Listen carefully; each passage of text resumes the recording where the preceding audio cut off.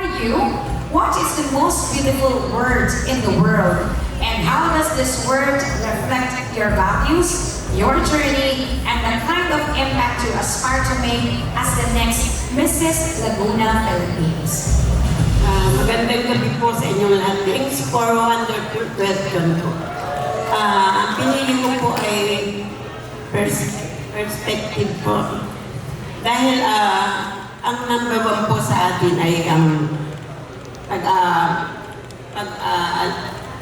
pagtanggap sa atin na tayo po ay umaamin na tayo po ay isang tao na nangangailangan din po ng mga tulong ng ating kapwa, ng ating mamamayan, lalo na po ng ating mga naglilingkod bayan. At isa pa po, ang Panginoon ang palagi kong hinihingan ng tulong dahil alam ko na lahat po ng nangyayari sa bawat tao at bawat pangyayari dito sa mundo, ang Panginoon lang po ang tanging nating matatawag at mahihingan ng malaking tulong. Thank you very much, candidate number 7. Your inspiring story, please.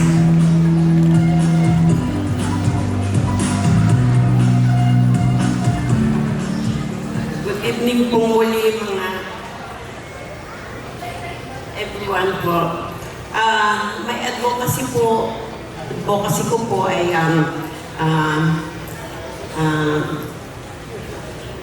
to help more people po, lalo na po sa hospitalization po at mga financial problem po. Kasi po, simula po nung ako'y nanalo na Ginang Laguna, nadanasan ko na po na marami pong tao ang nangailangan ng tulong at lumalapit po sa akin. Kaya ako po ay hindi po ako nag-atubili na tumulong sa kanila. Dahil sa pagiging Ginang Laguna ko noong 2021-2022, naranasan ko po ang malaking tulong na nagagawa ko sa aking mga kababayan. Lalo na po yung mga walang hanap buhay. Tinutulungan ko po. Thank you very much, candidate number 7. For you, what is the most beautiful word in the world? And how does this word reflect your values, your journey, and the kind of impact you aspire to make as the next Mrs. Laguna, Philippines?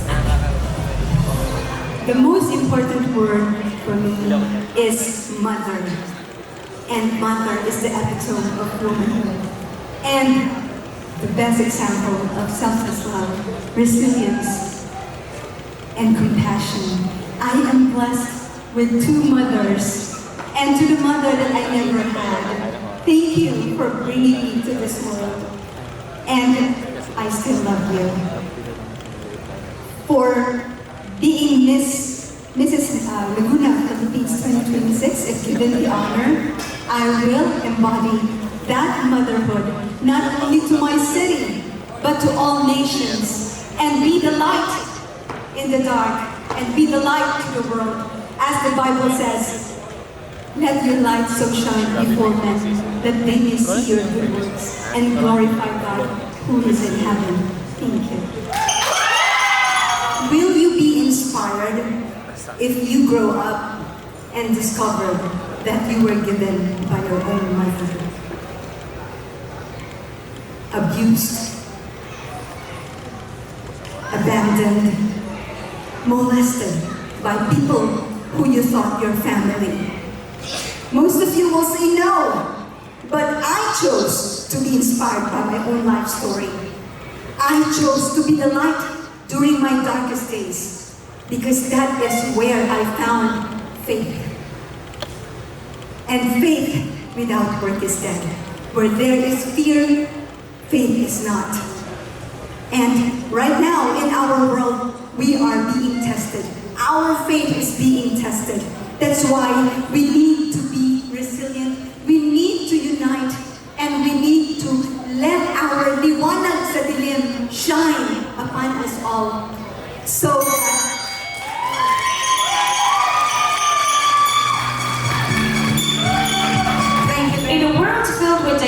languages, cultures, and perspectives. Words have the power to inspire, heal, and transform lives. For you, what is the most beautiful word in the world? And how does this word reflect your values, your journey, and the kind of impact you aspire to make as the next Mrs. Laguna Philippines? Thank you so much. Can I answer it in Tagalog?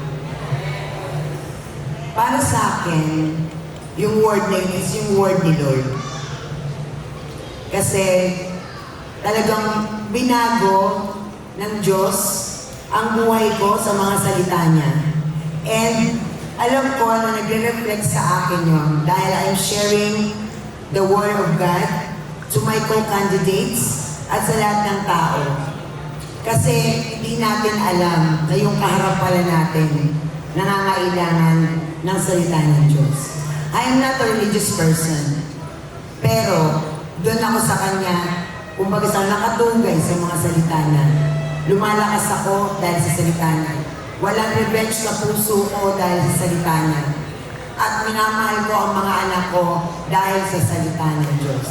At yun ang gusto kong ipagpatuloy dito sa mundo sa MLB na aking pinuri na family.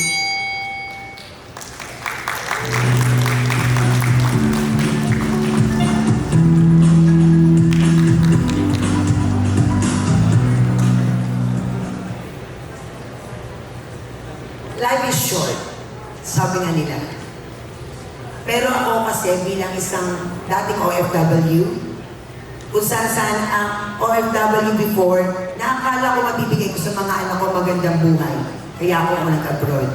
Pero hindi pala. Nabigyan ko pala sila ng mga sugat sa kanilang mga puso. Dahil ako, kung saan ako tumira before, kung kanino, napabayaan ako ng magulang ko. Dahil sa kagustuhan ko, na mabigyan ng magandang buhay mga anak ko, nag-abroad ako, na hindi ko alam na nabigyan ko pala sila ng sugat sa puso nila, na neglect ko rin sila, na akala ko bibigyan ko sila ng magandang buhay tulad ng ginawa ng nanay ko noon, pero napabayaan ko pala sa mga anak ko. So ngayon, bilang isang ina, nakatayo ako dito para bumawi sa kanila, magpakaina, hindi ako perfectong nanay, pero nandito ako proud na proud sa sarili ko, na mahalin ulit ang mga anak ko, bigay sa kanila yung best. Thank you very much. Candidate number 9, Helen Dixon.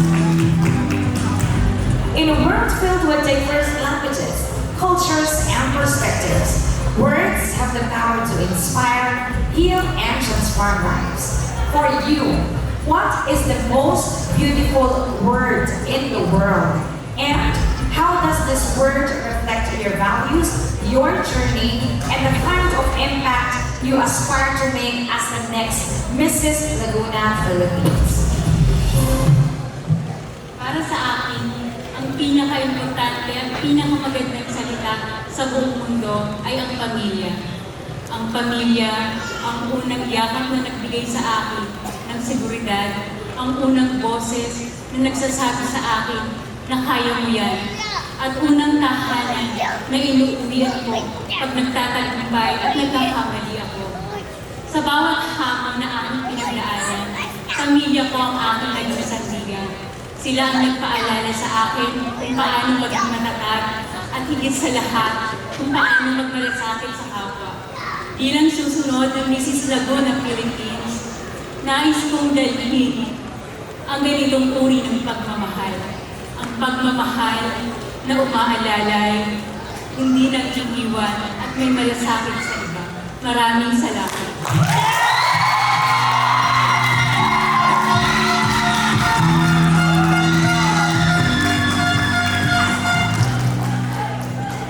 Ang aking advokasya ay para sa person with disability or PWD. Isang adhikain na malapit sa aking puso. Hindi lamang sa ito ay may magandang layunin, kundi ito ay parte ng aking personal na buhay. Marami akong kapamilya at kaibigan na bahagi ng komunidad ng PWD. At sa kanila ko nakita na hindi hadlang ang kapansanan upang mangarap, magmahal at maging inspirasyon sa iba. Araw-araw nilang pinatutunayan na ang tunay na lakas ng katawan ay hindi sa pisikal na kaaliman, kundi ito ay sa tatag ng puso at determinasyon sa buhay. Ngunit sa kabila ng kanilang kakayahan, marami pa rin nakararanas ng kakulangan sa oportunidad, pangunawa at pagtanggap ng lipunan. Bilang Mrs. Laguna candidate, gagamitin ko ang aking boses upang palaganapin ang pagkakapantay-pantay at malasakit sa kapwa kapatid.